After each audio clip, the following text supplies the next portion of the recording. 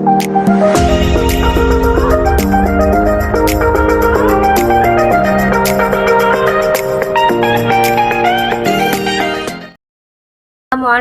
warahmatullahi wabarakatuh. Bismillah walhamdulillah wassalatu wassalamu ala rasulillah wa ala alihi wa ashabihi wa man wala amma ba'd. Yang terhormat Ustazah selaku dosen pembimbing mata kuliah Ulumul Quran di AT 5A, dan yang saya banggakan teman-teman sekalian, kami dari kelompok 6 akan mempresentasikan makalah kami. Sebelum itu, kelompok 6 yang terdiri dari Hayri Asri Nasution, Nurul Mausufi, dan Salsa Division K. Makalah kami yang berjudul Qasas Al-Quran. Yang pertama, pengertian qasas. Qasas secara bahasa berasal dari kata bahasa Arab al-qasu yang berarti mencari atau mengikuti jejak.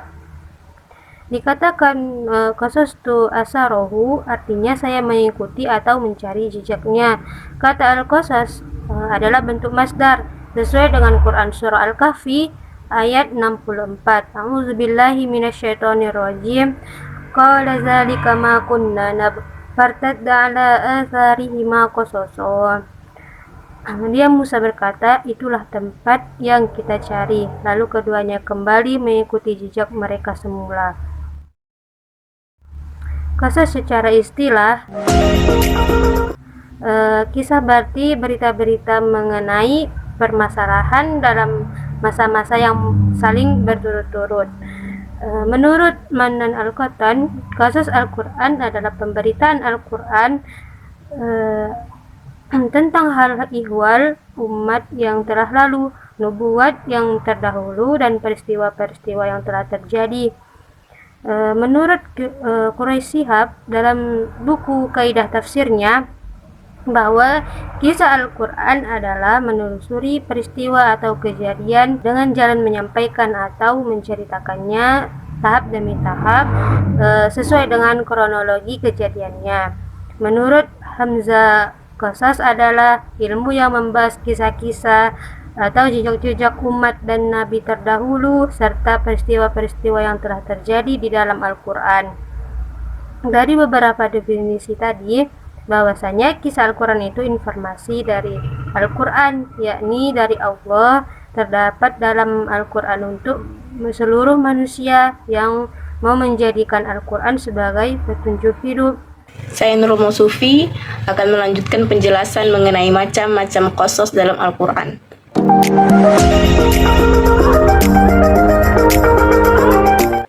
Macam-macam qasas dalam Al-Quran dapat dibagi menjadi 3, yakni dari segi materi, dari segi jenis, maupun dari segi waktu.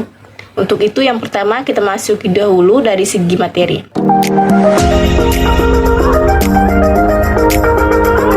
Jika ditinjau dari segi materi, maka al-qasas itu terbagi menjadi 3. Yang pertama yakni kisah, peristiwa-peristiwa dan kejadian-kejadian di zaman Rasulullah SAW, seperti kisah perang Badar, perang Uhud yang tercantum dalam Quran surah Al-Imran, dan seperti perang Hunain dan perang Tabuk yang tercantum dalam Quran surah At-Taubah. Dan ada peristiwa lainnya seperti perang Ahzab, peristiwa hijrah, peristiwa Isra Mi'raj, dan lain sebagainya.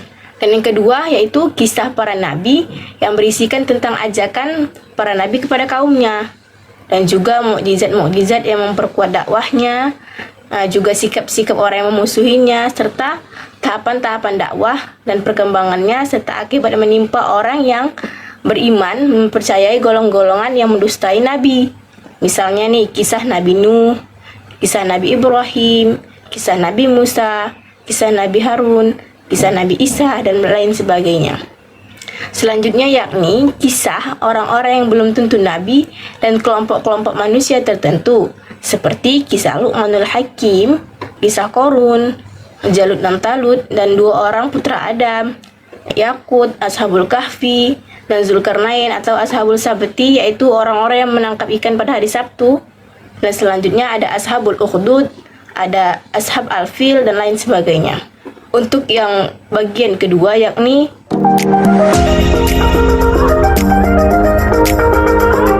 jika ditinjau dari segi jenisnya, maka qasas dalam Al-Quran itu terbagi menjadi 3, yakni kisah sejarah atau al-qisas at-tarikhiyah yang berkisar tentang sejarah-sejarah seperti para nabi dan rasul.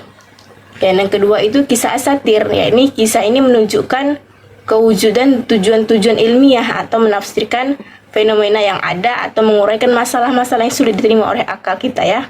Selanjutnya, kisah perumpamaan atau al-qisas tamtsiliyah untuk menerangkan atau memperjelas suatu pengertian bahwa peristiwa itu tidak benar tetapi hanya perkiraan.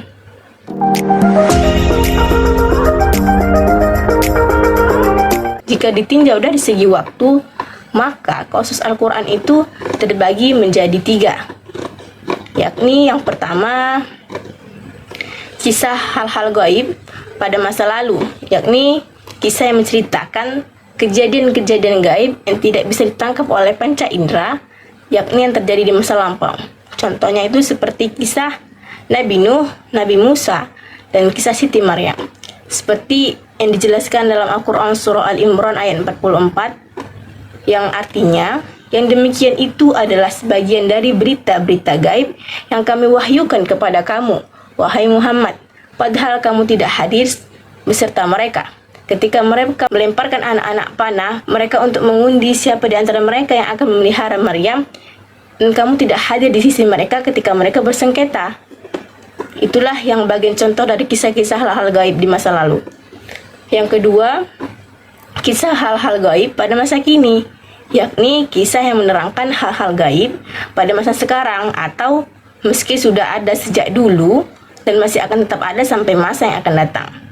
Dan juga menyingkap rahasia-rahasia orang munafik, seperti kisah yang menerangkan tentang Allah Subhanahu wa Ta'ala dengan segala sifat-sifatnya, para malaikat, jin, setan, dan siksaan neraka, dan juga kenikmatan surga dan sebagainya.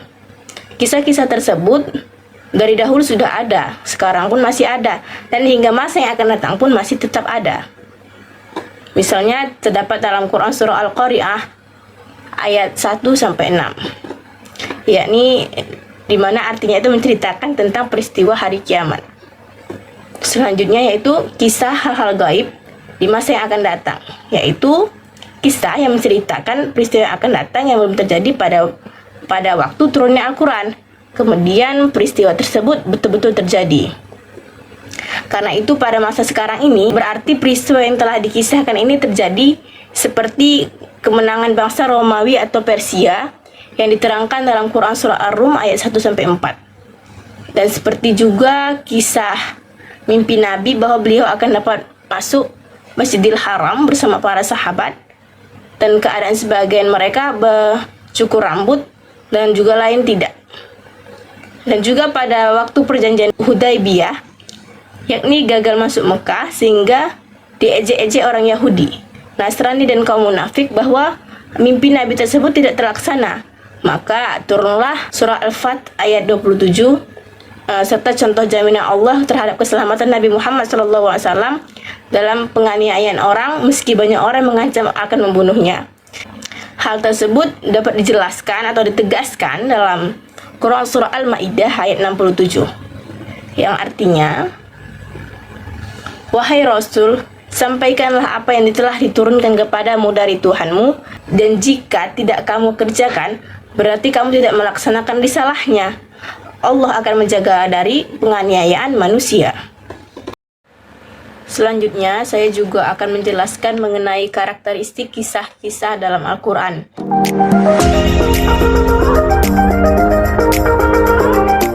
Di mana terbagi menjadi 4. Yang pertama itu menunjukkan bahwa kisah-kisah Al-Quran berupa peristiwa nyata yang benar-benar terjadi, seperti dijelaskan dalam Quran Surah Yusuf ayat 111. Na'udzubillahi minasyaitonirrajim. Bismillahirrahmanirrahim. Laqad kana fi qasasihim ibratun liulil albab ma kana haditsan yuftara walakin tasdiqal ladzi baina yadayhi wa tafsila kulli syai'in wa hudaw wa rahmatan liqaumin yu'minun. Yang artinya, sesungguhnya pada kisah-kisah mereka itu terdapat pengajaran bagi orang-orang yang mempunyai akal. Al-Quran itu bukanlah cerita yang dibuat-buat, akan tetapi membenarkan atau kitab-kitab yang sebelumnya dan menjelaskan segala sesuatu dan sebagai petunjuk dan rahmat bagi kaum yang beriman. Oleh karena itu, sungguh pun terdapat suatu peristiwa yang terjadi dalam kurun berabad-abad dalam Al-Quran memberikan kisah yang tepat. Misalnya dalam kisah kaum Ad dan Tsamud. Kaum Ad dan Tsamud ini seperti kehancuran kota Iram yang terdapat dalam Quran surah Al-Haqqah ayat 4-7 dan juga Quran surah Al-Fajr ayat 6-9. Di mana pada tahun 1980 ditemukan bukti sejarah secara arkeologi di kawasan Hisnal Qurab dekat kota Aden di Yaman tentang adanya kota yang dinamakan Samutu Ad dan Iram. Begitu pula tentang kisah tenggelam dan diselamatkannya badan Firaun yang dijelaskan dalam Quran surah Yunus ayat 90-92. Di mana pada masa atau pada bulan Juni 1975, ahli bedah Prancis telah meneliti mumi Firaun. Ditemukan bahwa Firaun meninggal di laut dengan adanya bekas-bekas garam yang memenuhi sekujur tubuhnya. Nah, jadi kenyataan dan kebenaran kisah ini sekaligus bisa dipergunakan sebagai sarana bagi anak-anak didik agar selalu jujur berkata benar, tidak bohong, dan kepalsuan dalam hidup haruslah dihindari agar kehidupan ini benar-benar mendapat ridho dari Allah Subhanahu wa taala. Dan selanjutnya, kisah-kisah Al-Quran sejalan dengan kehidupan manusia.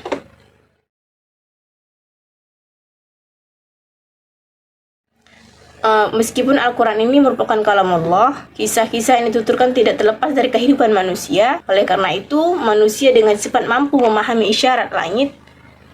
Muhammad Syahrul mengatakan bahwa kisah-kisah Al-Quran memberikan pemahaman kepada kita akan adanya suatu garis kehidupan yang tumbuh dalam peradaban manusia sejak awal kehidupan hingga saat ini. Kesesuaian dengan kehidupan ini memberikan suatu indikasi bahwa kehidupan ini sudah selayaknya mengikuti pedoman atau petunjuk dari Al-Quran. Jika ingin kita mendapatkan kebahagiaan dunia akhirat, maka ikutilah petunjuk dalam Al-Quran. Selanjutnya, yakni yang ketiga, kisah-kisah Al-Quran tidak sama dengan ilmu sejarah.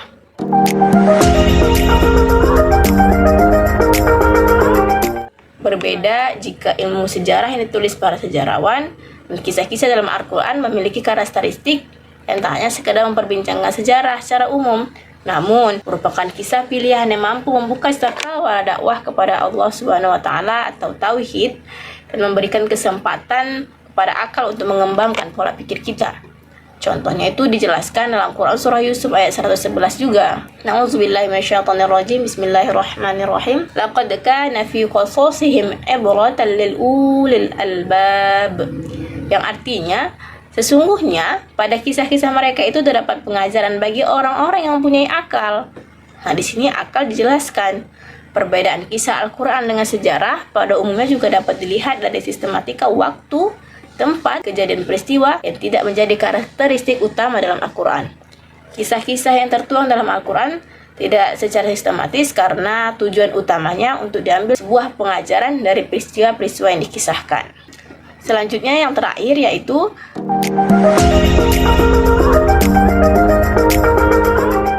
karakteristik Al-Quran tadi, kisah-kisah Al-Quran sering diulang-ulang. Berbeda dengan kisah-kisah umumnya, dalam Al-Quran suatu kisah sering diulang-ulang dalam penyebutannya. Meski demikian, pengulangan ini memiliki implikasi pada suasana jenuh dan bosan. Namun, justru memiliki hikmah tersendiri bagi para pembaca untuk menguatkan keyakinan atau akidah dan menambahkan sudut pandang yang lain dari kisah yang sama. Pengulangan kisah yang justru tidak membuat rasa bosan bagi pembaca atau pendengar inilah yang membedakan kisah Al-Quran dengan kisah-kisah pada umumnya. Sehingga justru di sini terdapat nilai-nilai i'jazul Quran. Dan juga pengulangan ini dijadikan sebagai model pembelajaran bagi kalangan pemula, karena jika hanya sekali informasi saja mereka belum bisa dipahami dalam suatu pembelajaran seorang guru, sangat dituntut untuk selalu mengadakan pengulangan atas materi yang telah diajarkan agar anak-anak didik semakin mantap dalam penerimaan suatu pembelajaran. Baiklah, yaitu selanjutnya tujuan kisah dalam Al-Quran.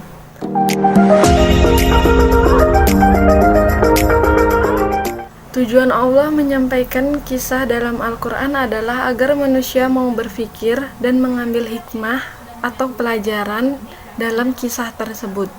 Kisah dalam Al-Quran bukanlah hanya sebatas sastra yang bernilai tinggi, tapi juga merupakan media untuk belajar dari kisah tersebut dan dapat mengambil hidayah dari Allah Subhanahu wa Ta'ala.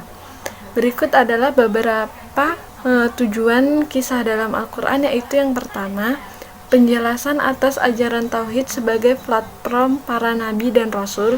Yang kedua, menguatkan dan meneguhkan rasul. Yang ketiga, upaya menampakkan kebenaran rasul. Yang keempat, koreksi dari klarifikasi pendapat para ahli kitab. Dan yang kelima, pembentukan pribadi yang berakhlak mulia. Baiklah, dari penjelasan teman-teman saya sebelumnya dapat diambil kesimpulan bahwa qasas Al-Quran adalah kisah-kisah dalam Al-Quran memang kejadian masa lampau yang berisi pesan-pesan kepada umat manusia untuk senantiasa bertakwa kepada Allah Subhanahu wa Ta'ala. Mungkin itu saja yang dapat kami sampaikan. Lebih dan kurang kami mohon maaf. Wabillahi taufiq wal hidayah. Wassalamualaikum warahmatullahi wabarakatuh.